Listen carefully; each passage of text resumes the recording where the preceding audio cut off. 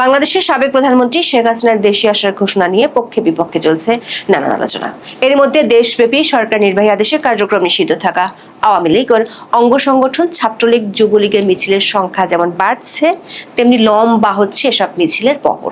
দীর্ঘ ঈদের ছুটির পর প্রথম কর্মদিবসে পহেলা জুন দিনে দুপুরে বাংলাদেশের বন্দর নগরী চট্টগ্রামের প্রাণকেন্দ্র জিওসির মোড়ে নিষিদ্ধ ঘোষিত ছাত্রলীগের বিশাল আকস্মিক শোডাউন পুলিশ থেকে শুরু করে সরকারের শীর্ষ মহলে বেশ চিন্তার উদ্রেক করেছে। ভোরে ঢাকা বিশ্ববিদ্যালয়ের ছাত্র সংসদ ডাকসুর সামনে মানববন্ধন করেছে সংগঠনটির নেতারা। এসব নিয়ে চিন্তার রেশ কাটতে না কাটতে সন্ধ্যায় আওয়ামী লীগের বর্ষিয়ান নেতা ও মুক্তিযুদ্ধের অন্যতম সংগঠক তোফায়েল আহমেদের জানাজাকে কেন্দ্র করে রাজধানীর ঢাকার ধানমন্ডি এলাকা জয় বাংলা স্লোগানে মুখরিত হয়ে ওঠে। তাৎক্ষণিকভাবে সংবাদ মাধ্যমগুলোর লাইভ সম্প্রচারের ভিডিও প্রশাসনের শীর্ষ মহলকেও ভাবিয়ে তুলেছে। পুলিশ ঘটনাস্থলে তড়িৎ লাঠিচার্জ করে বেশ কয়েকজনকে গ্রেপ্তারও করেছে। পুলিশের হিসাব মতে পহেলা জুন একদিনে দেশের কমপক্ষে 10টি জেলায় আওয়ামী লীগ ও অঙ্গ সংগঠনগুলো 9টি কর্মসূচি পালন করেছে। দিন শেষে কার্যক্রম নিষিদ্ধ থাকা দলের অঙ্গ সংগঠনগুলোর এমন তৎপরতায় জরুরি বৈঠকও হয়েছে প্রশাসনের শীর্ষ পর্যায়ে। পুলিশের ঊর্ধ্বতন কর্মকর্তাদের প্রশ্ন হলো, গত 1 মাসে দলটির প্রায় 500 নেতাকর্মীকে গ্রেপ্তারের পরও এমন মিছিল ঠেকানো যাচ্ছে না, বরং উল্টো বাড়ছে, এবং তা হচ্ছে একেবারে শহরের প্রাণকেন্দ্রগুলোতে। তবে পুলিশের ভাবনার বড় বিষয় হলো, এসব মিছিল করার সময় স্থানীয় জনগণ তাদের সাহায্য করছে। বিষয়টি ব্যাপকভাবে ভাবিয়ে তুলছে প্রশাসনকে। পুলিশের প্রশ্ন, এমন করে কতদিন ঠেকিয়ে রাখা যাবে দলটিকে? দীর্ঘ 7 দিনের ঈদ উল আজহার ছুটি শেষে পহেলা জুন আনুষ্ঠানিকভাবে খুলেছে দেশের সরকারি অফিস আদালত। দীর্ঘ ছুটির পর প্রথম কর্মদিবসে রাজধানীর বাংলাদেশ সচিবালয় সহ সরকারি দপ্তরগুলোতে যখন একটি মৃদু আমেজ ও ধীর গতির কর্মচাঞ্চল্য বিরাজ করছে, ঠিক তখনই দেশের রাজনৈতিক অঙ্গনে এক আকস্মিক ঝাঁকুনি দিয়েছে কার্যক্রম নিষিদ্ধ থাকা রাজনৈতিক দল বাংলাদেশ আওয়ামী লীগ ও ছাত্র সংগঠন ছাত্রলীগের আকস্মিক রাজপথের তৎপরতা। রাজধানী ঢাকা এবং বাণিজ্যিক রাজধানী চট্টগ্রাম সহ দেশের বিভিন্ন গুরুত্বপূর্ণ মোড়ে দলটির নেতাকর্মীরা ঝটিকা মিছিল বের করেছে। 2025 সালের 12ই মে অন্তর্বর্তী সরকারের এক নির্বাহী আদেশে আওয়ামী লীগ ও অঙ্গ সংগঠনগুলোর সমস্ত রাজনৈতিক কার্যক্রম নিষিদ্ধ করা হয়েছিল। ইউনূসের আমলে ত্রয়োদশ জাতীয় সংসদ নির্বাচনের আগে দলটির নেতা কর্মীরা আকস্মিক মিছিল করত। বিএনপি ক্ষমতায় আসার পরও বহু জায়গায় মিছিল করেছে, কিন্তু পহেলা জুন বাংলাদেশের বন্দরনগরী চট্টগ্রামের দুটি আকস্মিক শোডাউন আগের কর্মকাণ্ডগুলোকে একদমই ছাড়িয়ে গেছে। দৈনিক প্রথম আলোর খবরে বলা হয়েছে, চট্টগ্রাম নগরের জিওসি মোড় এলাকায় মিছিল করেছে নিষিদ্ধ সংগঠন ছাত্রলীগের নেতাকর্মীরা। মিছিলের একাধিক ভিডিও সোমবার সামাজিক যোগাযোগ মাধ্যম ফেসবুকে ছড়িয়ে পড়ে। সকালে সংগঠনের ওমরগনি এমইএস কলেজ শাখার নেতাকর্মীরা মিছিলটি করেছেন। ছড়িয়ে পড়া ভিডিওতে দেখা যায়, নগরের নাসিরাবাদ সরকারি উচ্চ বিদ্যালয়ের অপর পাশ থেকে ছাত্রলীগের নেতা কর্মীরা জিএসসি মোড়ের দিকে এগিয়ে যাচ্ছেন। এই সময় তারা জয় বাংলা, শেখ হাসিনা আসবে সহ নানা স্লোগান দেন। প্রত্যক্ষদর্শীরা জানিয়েছেন, মিছিলে ছাত্রলীগের শতাধিক নেতাকর্মী উপস্থিত ছিলেন। তাদের হাতে থাকা ব্যানারে লেখা ছিল এমইএস কলেজ ছাত্রলীগ। পাঁচলাইশ থানার ভারপ্রাপ্ত কর্মকর্তা জাহেদুল ইসলাম প্রথম আলোকে বলেছেন, তারা ঘটনাস্থলে গিয়ে কাউকে পাননি, তবে ঘটনার ভিডিওগুলো পর্যালোচনা করা হচ্ছে। জড়িত ব্যক্তিদের শনাক্ত করে গ্রেপ্তার করা হবে। চট্টগ্রামের আনোয়ারায় এদিন আরো একটি মিছিল হয়েছে। সেখানে ছাত্রলীগের উদ্যোগে মিছিল করার একটি ভিডিও সামাজিক যোগাযোগ মাধ্যমে ছড়িয়ে পড়ে। গণমাধ্যমের খবরে বলা হয়েছে, সাবেক প্রধানমন্ত্রী শেখ হাসিনা সহ আওয়ামী লীগ ও সহযোগী সংগঠনের নেতাকর্মীদের বিরুদ্ধে দায়ের করা মামলা প্রত্যাহার, আটক, নেতাকর্মীদের মুক্তি এবং দেশব্যাপী চলমান ধর্ষণ ও হত্যাকাণ্ডের প্রতিবাদে এই মিছিল করা হয়েছে। এই মিছিলের ভিডিও সামাজিক যোগাযোগ মাধ্যমে ছড়িয়ে পড়ার পর বিভিন্ন মহলে বেশ আলোচনা হচ্ছে। একই দিন মৌলভীবাজার, সিরাজগঞ্জ, ফরিদপুর, রংপুর ও লক্ষ্মীপুরে মিছিল করে আওয়ামী লীগ ও অঙ্গ সংগঠনগুলো। পুলিশ ও স্থানীয় সূত্র জানা গেছে, পহেলা জুন সকালে মৌলভীবাজার শহরের শমশেরনগর সড়কে ছাত্রলীগের নেতাকর্মীরা মিছিল বের করে। তবে পুলিশ তাৎক্ষণিক ধাওয়া দিয়ে ব্যানার সহ 2 ছাত্রলীগ কর্মীকে গ্রেপ্তার করে। পরবর্তীতে ওই মিছিলের একটি ভিডিও সামাজিক যোগাযোগ মাধ্যমে ছড়িয়ে দেওয়া হলে তা ভাইরাল হয়। একইভাবে ছাত্রলীগের একটি মিছিলের ভিডিও সামাজিক যোগাযোগ মাধ্যমে ছড়িয়ে পড়লে ব্যাপক আলোচনা শুরু হয়েছে রংপুর মহানগরীতে। ভিডিওতে দেখা যায়, রংপুর মহানগর ছাত্রলীগের ব্যানারে হওয়া এই মিছিলে অংশগ্রহণকারীদের অধিকাংশের মুখে মাস্ক ও মাথায় ক্যাপ ছিল। ব্যানারে বাংলাদেশ আওয়ামী লীগ ও বাংলাদেশ ছাত্রলীগের উপর নিষেধাজ্ঞা প্রত্যাহার এবং সকল রাজবন্দীর মুক্তির দাবিতে বিক্ষোভ মিছিল লেখা ছিল। আইন শৃঙ্খলা বাহিনীর তথ্য অনুযায়ী ভিডিওটি নগরের পশ্চিম বাবুখান নজরুল পাঠাগারের সামনে আরেক রোড এলাকায় ধারণ করা হয়েছে বলে ধারণা করা হচ্ছে। সবচেয়ে অবাক করা বিষয় হলো 24 মধ্য জুলাই থেকে ঢাকা বিশ্ববিদ্যালয় থেকে একেবারেই বাইরে আছে ছাত্রলীগ, কিন্তু নিষিদ্ধ ঘোষিত এই সংগঠনটির নেতাকর্মীরা 1 জুন ঢাকা বিশ্ববিদ্যালয়ে মানববন্ধন করেছে, সেটি আবার একেবারে বিশ্ববিদ্যালয়ের কেন্দ্রীয় ছাত্র সংসদ বা ডাকসু ভবনের সামনে। গত ডাকসু নির্বাচনের পর থেকে ভবনটি একরকম ছাত্র শিবিরের দখলই আছে। বাংলা ট্রিবিউনের খবরে বলা হয়েছে, ঢাকা বিশ্ববিদ্যালয়ের কেন্দ্রীয় ছাত্র সংসদ বা ডাকসু ভবনের সামনে মৌন মানববন্ধন কর্মসূচি পালন করেছে ছাত্রলীগ। কর্মসূচি থেকে সংগঠনটির পক্ষ থেকে 6 দফা দাবি তুলে ধরা হয়েছে। 1 জুন সকাল 8টার দিকে ঢাকা বিশ্ববিদ্যালয়ের ডাকসু ভবনের সামনে এই কর্মসূচি অনুষ্ঠিত হয়। লিখিত বক্তব্যে ছাত্রলীগের পক্ষ থেকে অন্তর্বর্তীকালীন সরকারের প্রধান উপদেষ্টা মোহাম্মদ ইউনূসের বিরুদ্ধে বিভিন্ন অভিযোগ এনে তার ফাঁসির দাবি জানানো হয়। সংগঠনটির দাবি, প্রধান উপদেষ্টা হামেদ টিকার অর্থ আত্মসাৎ করেছেন এবং শিশু মৃত্যুর ঘটনার সঙ্গে জড়িত। সংগঠনটির উত্থাপিত 6 দফা দাবির মধ্যে রয়েছে সারা দেশে সংগঠনটির নেতা কর্মীদের বিরুদ্ধে দেওয়া বহিষ্কারাদেশ ও মামলা প্রত্যাহার, গ্রেপ্তার হওয়া কর্মীদের নিঃশর্ত মুক্তি এবং নতুন করে সোনান অ্যারেস্ট দেখানো বন্ধ করা। এছাড়া নারী ও শিশু হত্যা, ধর্ষণ, মাদ্রাসায় শিশু নির্যাতন এবং অনলাইনে নারী হয়রানির সঙ্গে জড়িতদের চিহ্নিত করে দৃষ্টান্তমূলক শাস্তি নিশ্চিত করার দাবি জানানো হয়। এ বিষয়ে জানতে চাইলে ঢাকা বিশ্ববিদ্যালয়ের প্রক্টর মোহাম্মদ ইসরাফিল রতন গণমাধ্যমকে বলেছেন, কারা এই কর্মসূচিতে অংশ নিয়েছে তা শনাক্ত করতে সিসিটিভি ফুটেজ পর্যালোচনা করা হচ্ছে।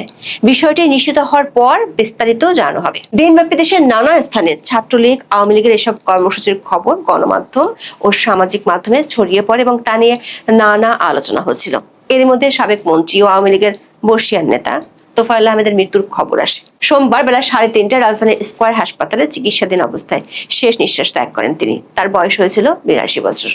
তোফায়েল আহমেদের রাজনৈতিক জীবন ছিল বর্ণাঢ্য। 1970 সালে তিনি প্রথমবারের মতো আওয়ামী লীগের মনোনয়নে জাতীয় পরিষদের নির্বাচনে অংশ নিয়ে জয়লাভ করেন।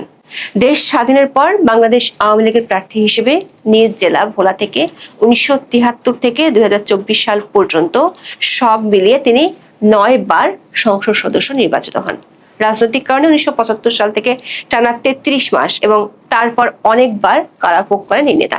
তিনি কার্যক্রম নিষিদ্ধ আওয়ামী লীগের উপদেষ্টা মণ্ডলীর সদস্য ছিলেন।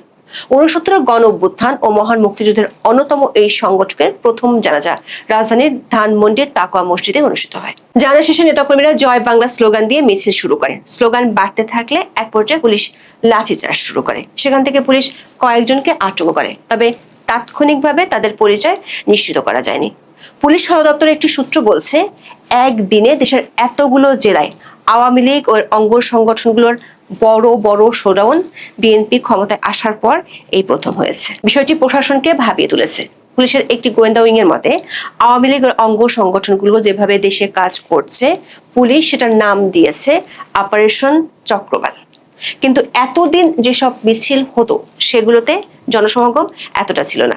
কিন্তু 1 জুন প্রথমে চট্টগ্রাম শহরে, পরে ঢাকার ধানমন্ডিতে এত বেশি লোক সমাগম হয়েছে, যেটি পুলিশকে নতুন করে ভাবাচ্ছে। পুলিশ ও স্থানীয় সূত্রে জানা গেছে, গত 24 এপ্রিল থেকে 20 মে পর্যন্ত নগরের জিওসি মোড়, 16 শহর, সিআরবি, মেহেদীবাগ, খুলশী ও কোতোয়ালি সহ বিভিন্ন এলাকায় অন্তত 10টি ঝটিকা মিছিল হয়েছে। চট্টগ্রাম পুলিশের একজন ঊর্ধ্বতন কর্মকর্তা বলছেন, সেসব মিছিলে স্থানীয় বা আশপাশের লোকজন তাদের সাহায্য করতেও দেখা যাচ্ছে। বিশেষ করে পুলিশ এসব মিছিলের পেছনে ধাওয়া দিলে তখন সিএনজি ও অটোরিকশাওয়ালারা দ্রুত পালাতে মিছিলকারীদের সাহায্য করছে। ওই পুলিশ কর্মকর্তারা মনে করেন, এভাবে জনসমর্থন থাকলে পুলিশের পক্ষে আওয়ামী লীগ ও ছাত্রলীগের মিছিল ও তৎপরতা ঠেকানো সম্ভব নয়। দর্শক, আওয়ামী লীগের অঙ্গ সংগঠনগুলোর এই মিছিলের ঘটনাগুলো বাড়ছে যখন অতি সম্প্রতি ভারতের দিল্লিতে থাকা আওয়ামী লীগ সভানেত্রী এবং বাংলাদেশের সাবেক প্রধানমন্ত্রী শেখ হাসিনা দলের নেতা কর্মীদের দেশে ফেরার এবং স্থানীয় সরকার নির্বাচনে অংশ নেয়ার নির্দেশ দিয়েছেন। একই সাথে আন্তর্জাতিক অপরাধ ট্রাইব্যুনালে মৃত্যুদণ্ডে দণ্ডিত হওয়ার রায় হওয়ার পরও তিনি যে কোনো উপায়ে দেশে ফেরার ঘোষণা দিয়েছেন। সরকারি একটি গোয়েন্দা সংস্থার প্রতিবেদনে বলা হয়েছে, দেশের অর্ধেক জেলা ও উপজেলায় ছাত্রলীগ এবং যুবলীগের নতুন কমিটি দেওয়া হয়েছে। দিল্লি থেকে শেখ হাসিনা প্রায় তৃণমূলের নেতাকর্মীদের সাথে অনলাইনে কথা বলছেন, নির্দেশ দিচ্ছেন। ফলে স্থানীয়ভাবে ব্যাপক ধরপাকড়ের পরও আওয়ামী লীগ অঙ্গ সংগঠনের নেতা কর্মীদের বাগে আনতে পারছে না পুলিশ। চট্টগ্রামের মতো বড় ধরনের শোডাউন আরো একটি মেট্রোপলিটন ও জেলা শহরে হওয়ার আশঙ্কা করা হয়েছে ওই প্রতিবেদনটিতে। পুলিশ কর্মকর্তারা মনে করেন এমনিতেই আইন শৃঙ্খলা পরিস্থিতি নিয়ন্ত্রণে রাখতে হিমশিম খেতে হচ্ছে পুলিশকে। বর্তমান সরকারের 100 দিনে খুনের ঘটনা বাড়ছে। 1 জুন দিবাগত রাতে মোহাম্মদপুরের ছিনতাই ঘটনার ভিডিও ভাইরাল হওয়ার পর রাজধানীবাসীর মধ্যে আতঙ্ক বাড়ছে। এমন পরিস্থিতিতে আওয়ামী লীগ ছাত্রলীগের শোডাউন ঠেকানো পুলিশের পক্ষে প্রায় অসম্ভব। বিষয়টি রাজনৈতিকভাবে সমাধানই ভালো মনে করেন পুলিশ কর্মকর্তারা। আসসালামু আলাইকুম। মুক্তিযুদ্ধের অন্যতম সংগঠক, ৬৯ গণঅভ্যুত্থানের নায়ক তুফাইল আহমেদ আমাদের মাঝ থেকে চিরবিদায় নিয়েছেন। এই মুহূর্তে এই কথাটি নির্দ্বিধায় উচ্চারণ করা যেতে পারে যে তার সমমানের, তার উচ্চতা সম্পন্ন, মানে তার কাছাকাছি আর কোনো রাজনীতিবিদ এই মুহূর্তে বাংলাদেশে নেই। ইতিহাসের পরতে পরতে তার অবদান। কিন্তু সেই মানুষটির জানাজা থেকে বেশ কয়েকজনকে আটক করা হলো, জানাজায় অংশ নিতে যারা গিয়েছিলেন তাদের মধ্য থেকে। কেন? পুলিশের পক্ষ থেকে দাবি করা হয়েছে যে জয় বাংলা স্লোগান দেওয়া হচ্ছিল এবং বিশৃঙ্খলা সৃষ্টির চেষ্টা করা হচ্ছিল, এই জন্য তাদেরকে আটক করা হয়েছে। আসলে কি তাই? কি বিশৃঙ্খলা সৃষ্টি করছিলেন ওই মানুষগুলো?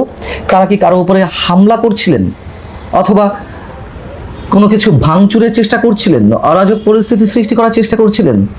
তা তো নয়। তাহলে বাকি রইল কি? জয় বাংলা স্লোগান দেওয়া হয়েছে। হ্যাঁ, আমরা দেখেছি জয় বাংলা স্লোগান দেওয়া হয়েছে, কিন্তু জয় বাংলা স্লোগান দেওয়াটাই অপরাধ। জয় বাংলা তো নিষিদ্ধ কোনো স্লোগান নয় নিশ্চয়ই। তাহলে সেই স্লোগান দেওয়ার অপরাধে কেন এই মানুষগুলোকে আটক করা হবে? কেউ কেউ বলছেন যে জানাজাতে কেন দলীয় স্লোগান দেওয়া হবে।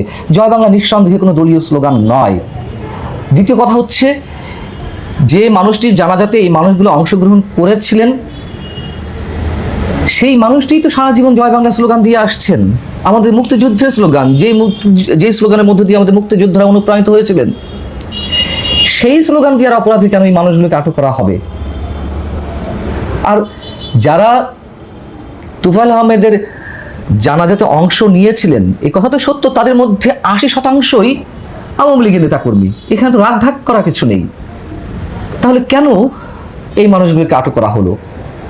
বিএনপিকে অবশ্যই একদিক থেকে ধন্যবাদ দিতে হয়। কোন দিক দিয়ে? আমরা দেখেছি যে ডক্টর ইউনূস সরকারের সময় যে মুক্তিযোদ্ধারা মারা গেছেন বা আওয়ামী লীগ নেতারা মারা গেছেন, তাদের জানাজাগুলো সীমাবদ্ধ রাখা হয়েছে গুটি কয়েক মানুষের মধ্যে, মানে গুটি কয়েক মানুষে জানাজা উপস্থিতির মাধ্যমে।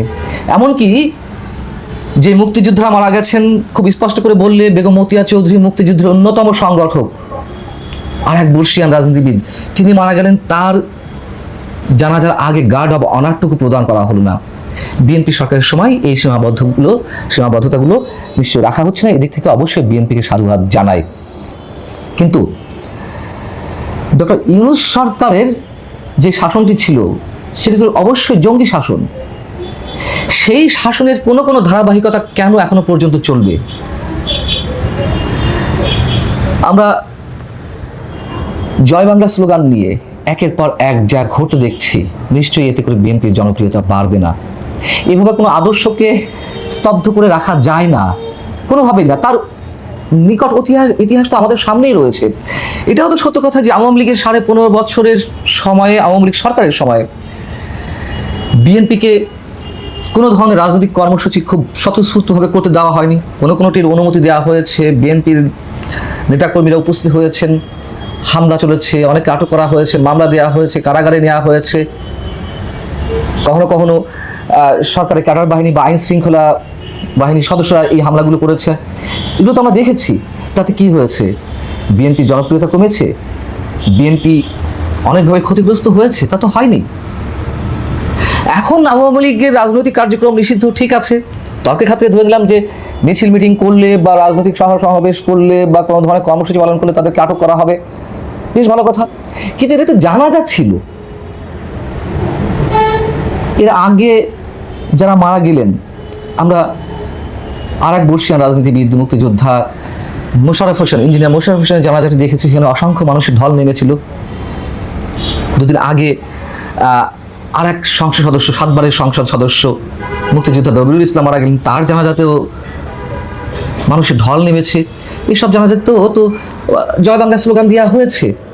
কিন্তু আমার যদি ভুল না হয়ে থাকে সেখান থেকে কাউকে আটক করা হয়নি, কিন্তু এখন কেন আটক করা হলো? আটক করা হলো এই যে একের পর এক জানাজাতে যেভাবে আওয়ামী লীগের নেতাকর্মীদের ঢল নামছে, তাতে সম্ভবত সরকার খানিকটা ভীত সন্ত্রস্ত, অথবা সরকারের মধ্যে ঘাপটে মেরে থাকা স্বাধীনতা বিরোধী শক্তির আদর্শ যারা লালন করেন, তাদের কেউ কেউ যে প্রশাসনে রয়েছেন তাদের অতি উৎসাহের কারণে এই ঘটনাগুলো ঘটছে। কিন্তু আলটিমেটলি এর দায়িত্ব তো বিএনপির কাঁধেই চাপবে। নিশ্চয়ই বিএনপি এতে তো খুব বেশি লাভবান হবেই না, লাভবান দূরের কথা, বিএনপি যে ক্ষতিগ্রস্ত হচ্ছে এটি কি তারা বুঝতে পারছে? এবং এই যে জয় বাংলা স্লোগান মানে অবদমিত করার একটা চেষ্টা, সেই চেষ্টার মধ্যে দিয়ে এই যে একটু আগে বলছিলাম বিএনপি এক্সাম্পল দিচ্ছিলাম,